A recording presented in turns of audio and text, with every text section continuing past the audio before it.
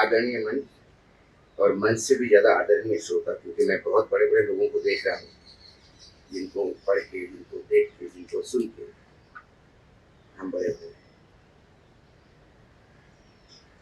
Social media का संकट छोड़िए, मीडिया कब संकट में नहीं था ये भी देखिए। अंग्रेजों के टाइम से आज तक मीडिया में हमेशा दो धाराएं रही है, एक सरकार का पक्ष, एक जनता का पक्ष, और ये हमेशा होता रहा। जब हम प्रिंट मीडिया में थे तब भी हमको पता था कि कुछ अखबार वही लाइन ढोएंगे जो सरकार कहती है। आपने जागरण का नाम लिया, आपने कहा कि ये खबर नहीं छपी, 7 पन्ने भी छपी। अब जिसका मालिक भाजपा से राज्यसभा में जाता हो, उससे ये तो अपेक्षा मत करो कि वो भाजपा के खिलाफ की सरकार की खबर दे। जब मैं पढ़ता था स्कूल में तो हमारे यहाँ लोकमत एक अखबार छपता था, उसके मास्क के ऊपर लिखा रहता था कि कांग्रेस के विचारों का पुरस्कृत करने वाला अकेला विधायक का अखबार। अब जो कांग्रेस के विचारों को पुरस्कृत ही करेगा, उससे कांग्रेस को क्रिटिसाइज करने वाला तो कोई मिलेगा नहीं। तो ये संकट हमेशा रहा है, और ये संकट से तब तक लोग थे, मतलब कई बड़े पत्रकार, सीनियर पत्रकार, आपने राम से लेकर अरुण शोरी तक कई लोग हैं कि वो लगातार लड़ते भी रहे, एस्टेब्लिश भी करते रहे। फिर उनकी साख को राजनीतिक लोगों ने चुनाया भी, उनको राज्यसभा, लोकसभा, मंत्री पद का आरोप ये भी किया है, ये चला है। लेकिन सोशल मीडिया में फर्क इतना ही है कि यहाँ बिना लागत का धंधा है। आपके पास मोबाइल है 10,000 रुपए का, आपको स्टैंड की भी जरूरत नहीं है, 4 किताबें रख के पीछे क्लास रख लो, सामने जो मन में आया बोल दो और शुरू हो जाओ। अपना यूट्यूब लॉन्च मतलब कर दो, रजिस्टर कर दो, पैसा लगता नहीं है। लोग देखे न देखे। मेरे यहाँ प्रेम करके एक ड्राइवर था, एक दिन मेरे प्यून ने, हमारे ऑफिस के प्यून ने बताया कि प्रेम ने भी एक यूट्यूब चैनल लॉन्च किया है। अब वो दिन भर बातें सुनता था और शाम को जाके अपनी भाषा में कि बहुत गलत हो रहा है, अभी देखो दिल्ली वाले, अभी समझ लेना चाहिए तुमको। तो मैंने एक दिन उसको देखा, मैंने बोला साहब जैसे कुछ नहीं लगता, तो मैंने भी शुरू किया। सवाल क्रेडिबिलिटी का है। क्रेडिबिलिटी जिसकी रहेगी वही रहेगा। ये समुद्र है, डेड बॉडी जो है किनारे पे लगती है और जीवित लोग अंदर रहते हैं। कई यूट्यूब आए, यूट्यूब गए, यूट्यूब में किसी की व्यूअरशिप ज्यादा है, जैसा आपने थंबनेल बताया, कुछ थंबनेल तो ऐसे भयानक होते हैं कि कुछ चैनल सिर्फ थंबनेल पे करते हैं, लेकिन उसकी भी इकोनॉमिक्स अलग है। मैं हमेशा कहता हूँ कि मायापुरी, क्योंकि साहब भी बैठे हैं, रंजय भी फिल्म से ताल्लुका करते हैं, मायापुरी सबसे ज्यादा बिकने वाली फिल्म मैगजीन रहती थी, लेकिन कोई फिल्म वाला उसमें ज्यादा विज्ञापन भी नहीं देता था, क्योंकि वो गॉसिप और वो पान की दुकान पे और नाई की दुकान पे बिकने वाली थी। लेकिन माधुरी और फिल्म फेयर उसकी एक जगह थी और वही मायने रखते थे। स्क्रीन एक अखबार निकलता था, उसकी एक जगह थी, क्योंकि उनकी क्रेडिबिलिटी थी। तो आप इसमें मत जाइए कि 4 मिलियन है, 10 मिलियन है, 10 मिलियन में व्यूअर्स कितने हैं। वो व्यूअर सिर्फ 1 सेकंड के लिए आता है और जाता है कि वो परमानेंट रहता है, क्योंकि किसी को भी व्यूअरशिप डेवलप करने के लिए बहुत मेहनत लगती है। आप व्यूअरशिप डेवलप भी करोगे तो उसको रिटेन करना बहुत जरूरी होता है। जैसे आप एक फिल्म लिखते हो, वो सुपर हिट होती है, उसके बाद दूसरी सुपर हिट फिल्म देना आपके लिए बहुत ज्यादा डिफिकल्ट हो जाता है और फिर आपको उतनी ही मेहनत करनी पड़ती है। मुझे लगता है कि यूट्यूब पे ही वो लोग आज भी अपनी क्रेडिबिलिटी मेंटेन कर रखे हैं कि जो प्रिंट मीडिया से इलेक्ट्रॉनिक और इलेक्ट्रॉनिक से यूट्यूब पे आ गया। बहुत सारे वो लोग हैं जिनकी क्रेडिबिलिटी आज है, वो वही लोग हैं जो मोदी जी के प्रकोप झेलते हुए चैनलों से बाहर हो गए या उनके एग्रीमेंट कैंसिल हो गए। ये मंच पे बैठे हुए और बाहर हम तमाम लोग आज हम इसलिए भी बोल रहे थे कि हम सब एक समय था कि ईबीपी के पैनल पे हम सब साथ में मिला करते थे, रोज लंच साथ में होता था, डिनर साथ में होता था, इतने प्रोग्रामिंग होते थे। लेकिन फिर उसके बाद सब अब ऐसे ही आयोजन में मिलना होता है। कुल मिलाकर क्रेडिबिलिटी आपकी ये होनी चाहिए कि आपको यूट्यूब कितना रेवेन्यू देता है मायना नहीं। आप यदि किसी ग्रामीण क्षेत्र में जाए और एक छोटा चाय वाला दुकान वाला आपसे चाय पिला के जब पूछो कितना पैसा हो गया, तो बोले फोटो खींचनी है आपके साथ, हम आपको रोज सुनते हैं, वो आपका अचीवमेंट है, क्योंकि उसको लगता है कि उसकी वेदनाओं को आप जबान दे रहे हो। फिर धनंजय ने कहा कि हाँ, हर आदमी बायस होता है, मैं भी मतदान करता हूँ, किसी ना किसी को तो मत देता हूँ, लेकिन जब आप पत्रकारिता के लिए देखने हाथ में पकड़ते हैं या कैमरे के सामने खड़े होते हैं तो आपको निष्पक्ष होना होता है। और ये जैसा कि सर ने कहा, ये मेडिटेशन का ही एक पार्ट है कि आप जब कैमरे के सामने पत्रकार करके बनोगे तो आपको डिटैच होना पड़ता है सबसे। मेरा सौभाग्य रहा कि मैंने ऐसे ग्रुप में भी काम किया। नाम मैंने फ्री प्रेस जर्नल से मेरा पत्रकारिता शुरू की। बहुत छोटा अखबार था लेकिन बहुत पुराना अखबार है। जेके करना ने उसके मालिक हुआ करते थे। वो हमेशा एक बात कहते थे कि मैं तुमको तनख्वाह ज्यादा नहीं दे पाऊंगा लेकिन मैं फ्रीडम पूरा दूंगा। मैं तुम्हारे लिए सुप्रीम कोर्ट तक लड़ सकता हूँ लेकिन मुझे खबर में सत्यता चाहिए। और खबर यदि सत्य हो और आपके पास प्रूफ हो तो आप खबर लिखिए, किसी के भी खिलाफ खबर लिखिए, मैं आपके साथ खड़ा हूँ। और उसी चैलेंज को लेते हुए मैंने एक खबर जो लिखी थी वो हम उनके सगे साले जो कंपनी के एग्जीक्यूटिव डायरेक्टर थे, उनका एक सिनेमा हॉल उन्होंने तोड़ के 2 सिनेमा हॉल बनाए। कोई मैप पास नहीं किया, कुछ नहीं किया। और एक दिन किसी ने मुझे ऐसे ही टॉन्ट मारा, सारी दुनिया पे लिखते हो, तुम्हारे घर में क्या हो रहा है पता है वानखड़े? बोले बिना मैप का ये सब हो गया। मैंने निकाला, वस्तुस्थिति देखी, नहीं किया तो मैंने स्टोरी फाइल, उनको एक लंबा चौड़ा पेनल्टी लगा। और जब उन्होंने कहा कि अशोक वानखड़े को नौकरी से निकाल दिया जाए तो जेके करनानी इंदौर आए, उन्होंने मेरा प्रमोशन किया, मुझे इंक्रीमेंट दिया, बोला I need people like you. तो ये जब आप इस तरह से ग्रूम होते हो, ऐसे मालिक भी चाहिए। एसपी सिंह बता करते थे कि रविवार छपी, रविवार में आप काम करते थे, शीतल भाई शायद आप ही से किस्सा सुना है मैंने कि एसपी सिंह एक विज्ञापन आया 11th और पे और मालिक विज्ञापन लगा कि चले, मालिक ने बोला विज्ञापन लगना चाहिए, एसपी ने कहा कि नहीं अभी नहीं, अभी आर्टिकल नहीं निकलेगा। फिर एसपी उधर उधर हो गए तो मालिक ने आके वो विज्ञापन चिपका दिया। एसपी आया बहुत जोर से डांटा, उन्होंने पेस्टर को ये क्या कर दिया, उठा इसको, फिर आर्टिकल लगा। उनकी डांट सुन के मालिक जो है अभी सरकार धीरे से गाड़ी लेके घर निकल गए, लेकिन एडिटर को उन्होंने अहमियत दी। तो ये क्रेडिबिलिटी तब भी है, आज भी है, आज भी है लोग क्रेडिबल, आज भी नहीं बिकने वाले लोग हैं। नहीं तो आजकल क्या हो गया, एक सिस्टम हो गया, यूट्यूब पे व्यूअर बढ़ाओ और एक बार व्यूअरशिप बढ़ गई फिर डील करो। वो था ना, खुद को कर बुलंद जितना कि खुद खुदा बंदा से पूछे तेरी रजा क्या है। यहाँ ऐसा है, खुद को कर बुलंद जितना कि खुद बाद में आड़ा नहीं पूछे बता तुझे क्या चाहिए। और ऐसे बिकने वाले लोग हैं। लेकिन इसके बावजूद भी जब आप नहीं बिकते हो तो आपकी क्रेडिबिलिटी है, मैं कहता हूँ व्यूज कम हो। कई बार हमारे यहाँ भी यही क्रेडिबिलिटी का है, जैसे धनंजय ने कहा कि जब ये करते हैं तो 2 लोग आके कहते कि चलेगा नहीं। हमने कहा कि चलेगा नहीं का मतलब क्या है? 10 बच्चे मर जाते हैं, जल के मर जाते हैं। और जो वहां आग बुझाने के लिए जो रखा हुआ था सिलेंडर, वो 19 में लगाया था, 20 में उसकी एक्सपायरी हो गई, हम 24 में। मॉकड्रिल भी हुई वहां पे और उसका ऑडिट भी हुआ और ऑडिट ने भी कह दिया कि it's okay, it's a criminal offence. जब ये खबर आपके पास आती है तो आप इसकी पड़ताल तो करनी पड़ती। देखिए, एक बार अरुण शौरी आए थे जब चंद्रशेखर जी की पदयात्रा इंदौर से जा रही थी, तो अरुण शौरी भी उस पदयात्रा में था। इंदौर में आए तो हमारे ऑफिस विजिट की। हमारे ऑफिस में जो हमारे संपादक थे वो अरुण शौरी जी के बड़े जानकार थे, तो उन्होंने ऑफिस विजिट की। तो सबसे बात हो रही थी पत्रकारों से, हम सब जूनियर लोग थे। तो अरुण शौरी ने कहा कि कोई कहता है कि कुरान में ये लिखा है, why do you believe that, why do go to some clergy, वो तो अपने हिसाब से बताएगा। There are translations available of Quran in all the languages. English में पढ़ो, हिंदी में कंफर्म करो, आप मराठी हो तो मराठी में एक बार पढ़ो, कहीं ना कहीं तो सब चीजें सच्चाई मिल जाएगी। And believe in that. तो मेहनत तो करनी पड़ती है, तकलीफ उठानी पड़ती है, ऐसा नहीं। रोज खबरें आती हैं, इतने लीगल इश्यूज आते हैं। मैं तो कई बार कहता हूँ कि यदि कोई लॉ को नहीं जानता, सुप्रीम कोर्ट के जजमेंट में हाथ में दे दूं, वो बता दे मुझे कि वो छूट गया कि उसको सजा मिले, इतना क्रिटिकल रहता है। तो आपको कई बार वकीलों को पूछना पड़ता है, आपको साइंटिस्ट को पूछना पड़ता है।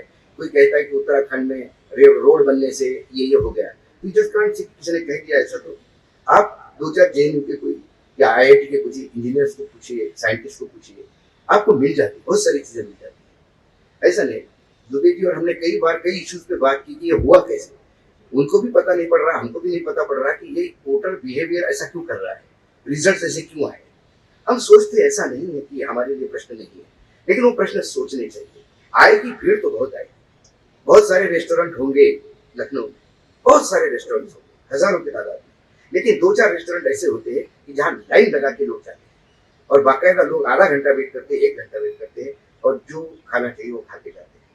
कई फिल्में आती है, कई चीजें आती है, फिल्में आती है, हजारों फिल्में बनती है, रिलीज होती है और वो मर जाती है। कुछ फिल्में हैं वो लगातार सुपरहिट होती है, लोग लाइन लगा के 3-3 दिन पहले बुकिंग करके जाते हैं। इसका मतलब उनके पास कुछ है देने के लिए, लोग लेने को तैयार है, आपको देने के लिए चाहिए, मेहनत करनी पड़ेगी। जैसे धनंजय कहते हैं क्राइसिस तो हमेशा रहेंगी, ये आपको जहां थोड़ा सा लोगों को लगा यहाँ नाम मिलता है, पैसा मिलता है, या कूदने वाले लोग बहुत होंगे। दो टाइप के पत्रकार होते हैं, एक पत्रकार होते हैं कि जिनको मिशन के तहत पत्रकारिता करनी है, चलो भाई हमारी कितनी जरूरत है, इतनी जरूरत से हम खुश हैं, हम काम कर रहे हैं। कुछ पत्रकार ऐसे है कि उनको पैसा ही कमाना है, और जब पैसा ही कमाना है आपको तो उसमें कोई लिमिट ही नहीं है, आप किसी को ब्लैकमेल करिए, कभी किसी को करिए। एक बार गडकरी ने मुझे किस्सा सुनाया था वही पत्रकारिता, उन्हें कहा कि बाला साहब ठाकरे ने मुझे बुलाया और उसके पहले बाला साहब ठाकरे ने कुछ उनको कोई चिट्ठी लेकर आया था बाला साहब ठाकरे कि एक रोड का कॉन्ट्रैक्ट उनको दिया जाए, तब एक पीडब्ल्यूडी मिनिस्टर थे महाराष्ट्र में, तो उन्होंने कहा कि इसको दे नहीं सकते, तो उन्होंने किया। 3 दिन बाद बाला साहब ठाकरे ने बुलाया कि इनको लगा कि आज मेरा इस्तीफा है, तो बाकायदा इस्तीफा पॉकेट में लेके बाला साहब को मिलने गए। तो बाला साहब ने कहा कि अरे बैठ नितिन, बहुत ये मेरे मित्र हैं और तुम्हारे रोड की बहुत तारीफ करते हैं, इसलिए मैंने कहा कि मैं नितिन को तुमको बुलवाता हूँ, इसलिए मिलवाया।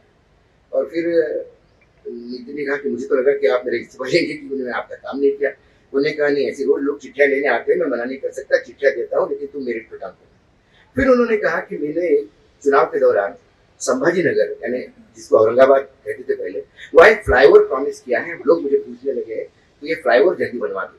नितिन गडकरी आए, उन्होंने देखा कि फ्लाईओवर जल्दी कैसा बनेगा, अपने यहाँ कौन एग्जीक्यूटिव इंजीनियर है, एक काले नाम का एग्जीक्यूटिव इंजीनियर था, उसकी रिटायरमेंट के आखिरी 6 महीने बचे थे और वो अमरावती का रहने वाला था, इसलिए उसने पोस्टिंग अपने डिवीजन में ली थी, तो उसका ट्रांसफर उन्होंने औरंगाबाद करवाया। तो उन्होंने कहा कि साहब मेरे आखिरी 6 महीने हैं, उन्होंने कहा काले आखिरी 6 महीने में एहसान कर एक फ्लाईओवर जल्दी बनवा दो। काले बहुत ईमानदार था, उसने कहा कि साहब ये फ्लाईओवर का काम मेरे को मत बताइए, ये इसमें बहुत पैसा वैसा होता है, मैं फट जाऊंगा। उन्होंने कहा नहीं, काम शुरू करो। काम शुरू हुआ, बीच बीच में जाते थे। एक दिन कलेक्टर, एसपी और गडकरी बैठे, वो काले आया और बहुत उसका चेहरा बहुत खिला था, तो सोचा क्या हुआ काले साहब? बोला यहाँ पत्रकार बड़े परेशान कर रहे हैं। बोला क्या? बोले एक पत्रकार है, लोकल वीकली निकालता है, मर्सिडीज में आता है, और उसने बोला कि 40,000 रुपये तो चाहिए, नहीं तो मैं ये पुल नहीं बनने दूंगा। और मैंने जिसको भी पूछता वो कहते नहीं है, तो जिसको तो पैसे देने पड़ता है। तो नितिन गडकरी ने एसपी को पूछा, एसपी बोला हाँ पुलिस वाले भी बहुत परेशान है, पैसे लगेगा था, वो पता नहीं लोग डरते हैं। तो गडकरी ने उसको कहा कि तू तो ईमानदार है ना काहे? बोले हाँ, मेरे तनख्वाह से 20 दिए तो बाकी 20 के लिए पीछे पड़ा हुआ है। बोले एक काम कर, गलत बात होती लेकिन तू इसको अब कर ही ले। बोला तू पत्रकार को बुला ले बाकी 20 के लिए, तेरे ठेकेदार तेरे से खुश है क्योंकि तू उनसे रिश्वत नहीं लेता। तो बोले ऐसे में उन ठेकेदारों के पास लठे होते, अपने गुंडे होते, तो उनको बुला ले। उनको कहा कि भैया मुझे एक आदमी को ठीक करना है। बोले इतना मारना कि वो मरे नहीं, लेकिन हाथ पर टूट गया तो ठीक है, बाद में मैं देख लूंगा। एसपी साहब भी बैठे, वो बोला साहब मैंने मच्छर नहीं मारा, मैं जीवन में ऐसा थोड़ी करूंगा। बोले अरे तू करके तो देख। वैसे ही हुआ, उसने 4 लोगों को बोला, ठेकेदार बड़ा खुश हुआ, इंजीनियर साहब ने पहली बार निजी काम बताया, पैसा तो लेता नहीं बेचारा, तो उसे भेज दिए 4 लोग। अब वो पत्रकार आए, बैठे, जैसा कि हुआ दरवाजा बंद हुआ, सुताई हुई, वो एडमिट हुए। अब एसपी परेशान कि अभी तक संपादक महोदय ने कंप्लेंट ही नहीं, कहीं पुलिस में केस नहीं हुआ। वो सारे थाने को पूछे, बोले उसका कुछ पार्टी का आया क्या? बोले नहीं सर, वो भी तो कुछ नहीं है, लेकिन एडमिट है हॉस्पिटल में। एसपी खुद मिलने गया, वो बिल्कुल बेचैन था कि इसने कंप्लेंट क्यों नहीं। तो एसपी मिलने गया तो उसने एसपी को कहा कि एक दिन ऐसा मूड हुआ, घर में पुराना स्कूटर था, वो मैं स्कूटर लेके रोड पे निकल गया, उसका ब्रेक वाइट टूट गया तो एक्सीडेंट हो गया मेरा, इस वजह से ये लगा और कुछ नहीं। फिर गडकरी जब गए तो गडकरी ने बोला क्या हुआ? उन्होंने कहा नहीं साहब, उसने कंप्लेंट भी नहीं की और ऐसा बोल रहा था। बोले मुझे पता था ये कंप्लेंट नहीं करेगा। उसका कारण है, यदि उसको पता पड़ा कि पीडब्ल्यूडी वाले ने पीटा तो उसका weights and measure, sale tax से लेके तमाम आरटीओ तक सब लोग रोज सुधाई करते हैं। तो पत्रकार कई टाइप के होते हैं। आपको ये देखना है कि आप किस कैटेगरी में रहते हो। आपको सम्मान अर्जित करना है, आपको पैसा अर्जित करना है, 2 चीजें। पैसा भी अथा है और यूट्यूब आने के बाद तो अथा है, बड़े बड़े डील होते हैं और लोग चार्टर से घूमते हैं, पेंट हाउस में रहते हैं, वो सब हमने देखा है। और आपको करना है तो आप ईमानदारी से करिए। व्यूवरशिप आपको हो सकता है कि आपके 10 मिलियन ना हो, लेकिन जो भी व्यूवर है वो दिल से आपसे जुड़ता है, वो इम्पैक्ट वाला व्यूअर है। आप कुछ बोलोगे तो उसका इम्पैक्ट होगा। ये लोग जो जानते हैं कि ये इम्पैक्ट वाला यूट्यूब चैनल है, वो आपको तवज्जो देगा, वो आपको इज्जत देगा, क्योंकि पॉलिटिशियन भी जानते हैं कि छिछोरे पत्रकार कौन है, सीरियस पत्रकार कौन है, जिसके लिखने से या बोलने से इम्पैक्ट कितना पड़ता है, और जिसके बोलने पे लोग वैसे हंस के टाल देते हैं मायापुरी टाइप से। तो ये क्रेडिबिलिटी तभी भी रहेगी, हमेशा जिसकी क्रेडिबिलिटी है रहेगी। हमें ये देखना है कि ये संकट के लड़ने के बजाय हम अपनी क्रेडिबिलिटी ठीक करें। जो यूट्यूब पे या सोशल मीडिया पे बने रहना चाहते हैं, जो सोचते हैं कि नहीं ये लोग भीड़ आ रहे हैं, भीड़ आने दीजिए। भीड़ से आप अलग दिखोगे तो फिर जो आदमी 48-40 किलो का था, कुछ कपड़े एक नीचे पंचा पहनता था, ऊपर पंचा पहनता था, हाथ में लठ लेके, वो भी अपने सपोर्ट के लिए देश देश घूमता था, पूरे देश में घूमता था महात्मा गांधी। आज विश्व का ऐसा कोई देश नहीं है जहां उनके नाम से रोड नहीं है और जहां उनका स्टैचू नहीं है। तो वो भी तो अलग ही थे, वो भी गुजरात से आए थे, वो भी अलग है, ये तो गुजराती भी अलग ही है। तो यही आपको वैरायटी मिलती है। गुजरात से देखो कितने भांति भांति प्रकार के लोग आ रहे हैं। तो आप ये नहीं कह सकते कि सारे गुजराती खराब होते, और ये भी नहीं कह सकते कि सारे गुजराती अच्छे होते। तो वैसे ही सोशल मीडिया पे है, यहाँ पे आपको बहुत गंद भी मिलेगी, यहाँ पे आपको ये भी मिलेगी। हाँ, एक बात जरूर है, सोशल मीडिया पे एक इम्पैक्ट जरूर मिलता है। अखबार में आपने जो लिखा या चैनल पे जो आपने बोला, उसका रिएक्शन ठीक से समझ में नहीं आता। यहाँ पे आप जो बोलते हो या आप जो प्रेजेंट करते हो, वो तुरंत आप देखिए, यदि आपके 4000 कमेंट है, उसमें से रैंडम भी आप चेक करें तो आपको एक समझ में आता है क्या है। हमारे यहाँ हमारे एक कलीग है न्यूज लॉन्चर पे, और वो बिहार की सरकार दिन में 3 बार गिराता है। तो अभी किसी ने एक कमेंट दिया, और हमने, जब मैं कल वापस आया ना महाराष्ट्र से, तो आते से ही मुझे चित्रांश ने कहा कि भाई पहले कमेंट पढ़िए। कमेंट पढ़ने के बाद मैंने बोला, अब भाई अपने यहाँ बिहार में कम से कम 15 दिन तक कुछ दूरी नहीं जाएगी, सरकार गिर भी गई तो हम उसको हाथ नहीं लगाएंगे। क्योंकि उसने कमेंट, बहुत अच्छा कमेंट लिखा था। उसने कहा कि सर बहुत इज्जत करता हूँ मैं आप लोगों की, ये न्यूज लॉन्चर पे क्या है गंद फैला कर किया, कम से कम एक ऐसा बोले, ये राहुल जैसा ग्रहण लग जाए आपको, ये मत करिए, इसको थोड़ा सा आप कंट्रोल में रखिए। हमने उसको भी सुना है, मैंने तो ये देख लिया, लोग ऐसे कहते हैं। तो ऐसी कई चीजें हैं, आपको लोग रिएक्ट करते हैं और रिएक्शन से समझ में आता है। उसमें एक दूसरा और भी एक इविल है, उसको भी आपको रखना पड़ता है कि कई बार आपको डिस्टेबल करने के लिए एक फौज, पेड़ फौज आप पे टूट पड़ती है। और ये क्योंकि हम सरकार को सवाल पूछते हैं तो लोगों को लगा कि हम मोदी विरोधी हैं। हम तो कोई भी सरकार में आए, यूपीए सरकार की, तब भी हमने यूपीए को सवाल पूछे तो बीजेपी वाले हमको दोस्त मानते थे, अब बीजेपी वाले हमको दुश्मन और कांग्रेस दोस्त मानते हैं। हरियाणा के चुनाव के बाद कांग्रेस का विश्लेषण किया कि हाथी आई हुई बाजी कैसी हाथ से निकल गई, क्योंकि जो चीजें दिखती है सामने, मक्खी दिख रही तो निकलेगा थोड़ी आदमी। हम खुद हरियाणा घूम रहे हैं, हम देख रहे थे, गांव में जा नहीं रहे। आपके 11 में से 9 मंत्री हारते हैं, आपका प्रदेशाध्यक्ष हारता है, आपका स्पीकर हारता है, आपकी सभा में 10,000 से ज्यादा भीड़ नहीं है, बाकी जगह लाखों से भीड़ है, इसके बाद भी आप हारते हैं। तो कुछ सीटें कैसी बिकी गई, और जब इसका विश्लेषण किया तो कांग्रेस के ही प्रपोज जो लिफाफा पत्रकार होते हैं, उसमें से किसी ने एक बहुत बड़ी स्टोरी कि नितिन गडकरी ने अशोक वानखेड़े को 20 करोड़ रुपए दिए, काय के लिए? केसी वेणुगोपाल को बदनाम करने के लिए। अब मुझे ये नहीं समझ में आता है, केसी वेणुगोपाल बदनाम हो गया तो नितिन गडकरी को क्या मिलेगा? नितिन गडकरी को यही मालूम नहीं है कि महाराष्ट्र यदि बीजेपी जीत जाए वो मंत्री रहेंगे कि नहीं रहेंगे। जिसको अपना मंत्रालय पता नहीं रहेगा कि नहीं रहेगा, जिसको ये पता नहीं कि मेरा पॉलिटिकल फ्यूचर क्या है, वो अपना आगे का इतना फॉरवर्ड ट्रेडिंग कैसा करेगा? लेकिन क्योंकि उसने वहां से लिफाफे आते हैं, उन्होंने कहा कि भाई कांग्रेस के खिलाफ वानखेड़े बोले तो आपकी बुरी, तो धनाधन शुरू हो गई।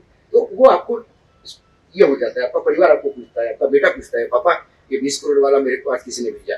फिर मेरी पत्नी कह रही थी, वो भी पत्रकारिता में, बोला अशोक के 20 करोड़ का कौन है ये आदमी? मैंने बोला भेजा है ना, कम से कम let us be crorepati at least, कम से कम इस बात का गर्व करो कि तुम्हारा पति करोड़पति है, 20 करोड़ मिल गया। तो ऐसे भी आपको हतोत्साहित करने वाले लोग होंगे, तो ये आपको हमेशा देखना होगा। ये लड़ाई आपकी खुद की है। यदि हम सोशल मीडिया में हैं तो ये कहने के बजाय कि सोशल मीडिया में गंद आ गई है, सोशल मीडिया क्रेडिबिलिटी नहीं है, बिल्कुल क्रेडिबिलिटी है सोशल मीडिया की। आपकी क्रेडिबिलिटी है, शीतल जी आपकी है, आपकी है पाटिल की। कौन कहता है क्रेडिबिलिटी नहीं है? आप मार्केट में जाइए, आप लोग इज्जत से देखते हैं, वो भी लोग हैं जिनकी क्रेडिबिलिटी भी नहीं है, वो भी लोग किसी मार्केट में। तो ये हमेशा थे बुद्ध की बात की सर ने, बताइए उसी बुद्ध को गाली देने वाले भी 10 पैदा होंगे, 10 लोग थे। आपने पतंजलि की बात कही, आज पहली बार मुझे पता पड़ा कि पतंजलि में अच्छा भी होता है। नहीं तो हमने रामदेव बाबा को धंधा करते हुए देखा तो पतंजलि को हम गाली दे रहे थे, आज ये नई बात सीखने को मिली हमको। तो ऐसी कई चीजें हैं। आपको पतंजलि के बारे में अच्छी बात भी है, लेकिन पतंजलि का व्यापार करने वाले गलत लोग भी फंसे। तो अच्छी चीज को भी गलत आदमी यदि पेश करे तो गलत होगा, अच्छी चीज को अच्छा आदमी भी पेश करेगा तो उसको 4 चांद लगाएंगे। तो क्रेडिबिलिटी ये आपका अपनी लड़ाई है, खुद की लड़ाई। और संकट 24 घंटे रहेगा। सूरज उगेगा तो राहु बीच बीच में उसको ग्रसित करेगा, ग्रहण बीच बीच में लगते जाएंगे। उस ग्रहण से पार पाना है और हतोत्साहित होने के बजाय लगातार पूरे ताकत के साथ। ये तो जब ऐसा कुछ होता है, क्रेडिबिलिटी की क्राइसिस आते हैं, जब हम पे आरोप होते हैं तो उसकी ताकत डबल आ जाती है और पता भी पड़ता है कि लोग साथ कितने देने वाले लोग हैं। मैंने जब खुल के नाम मैं भी लेता हूँ, जब केसी वेणुगोपाल के तरफ से उन्होंने तो कुछ नहीं किया, किसी से केस लगवा दिया उसमें, तो मेरे पास इतने लोग आए, मेरे पास कुछ ऐसे लोग आए कि जिन्होंने कहा कि हम कोर्ट में खड़े होकर बताते हैं कि हमारे सामने क्या हुआ। तब मैंने उनको कहा कि मैंने केसी वेणुगोपाल की तरफ फ्रंट नहीं खोला, मैंने हरियाणा की हार की समीक्षा की, मेरे लिए चैप्टर 1 खत्म। कोर्ट का केस मैंने लड़ते जाएंगे, वकील है लड़ेंगे, सुप्रीम कोर्ट तक आएंगे, देखेंगे क्या होता है। लेकिन उसने केस किया करके कल से मैं उसके खिलाफ एक स्टोरी रोज प्लान करूं, फिर वो पत्रकारिता नहीं, फिर वो पत्रकारिता नहीं। क्योंकि बहुत सारी चीजें दुनिया में हो रही है जिस पे ध्यान देने की जरूरत है। डेवलपमेंटल स्टोरीज कम है। आज फिल्मों की समीक्षा, जहाँ सब बैठे हैं धनंजय, आज फिल्मों की समीक्षा धनंजय की पढ़ने को मिलती है।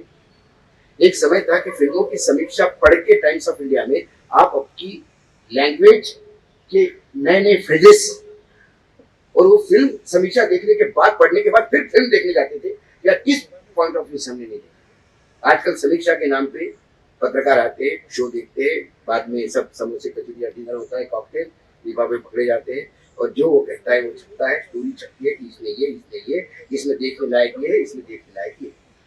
3 स्टार देनी चाहिए, 3 स्टार देना है नहीं देना है, वो सारे 3 स्टार चाहिए, 4 स्टार चाहिए, पहले से तय होता है।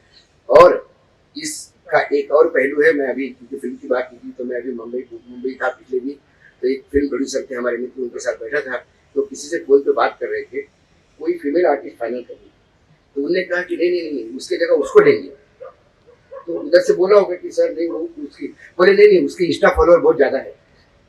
तो आज मुझे पहली बार समझ में आ गया कि फिल्मों में रोल आपके इंस्टाग्राम फॉलोअर कितने हैं। तो मैंने देखा क्या है इंस्टाग्राम का फॉलोअर, बोले उसके जो ट्रेलर है ना हमारा, यदि उसने इंस्टाग्राम पे डाला तो 20 लाख लोग तो ऑटोमेटिक हाथ से उठा लेंगे। तो अब मुझे समझ में आ गया कि ये फिल्म के एक्टर भी अपने लिए सोशल मीडिया के लिए लोग रख रहे हैं कि हमारे व्यूज बढ़ाओ, फिर उसके लिए फिर हीरोइन वो अपने पर्सनल फोटोग्राफ्स भी डालती है उसमें ताकि लोग देखें। जैसे आपने कहा हाय देखने पे सब लोग आ जाते हैं, एक फोटो देखने के लिए सभी हो जाता है। तो ये तमाम चीजें हैं और ये नया मीडिया है, नए मीडिया के नए प्रॉब्लम है। लेकिन फिर भी मैं कहता हूँ कि बस अपने आप को बचाए रखो और अपनी लाइन मत छोड़ो। जनता तुम्हारे साथ है, लोग भी साथ आते हैं। रेवेन्यू थोड़ा कम हो तो क्या है, जरूरत वैसे भी कम है। धन्यवाद, आपने सुना है।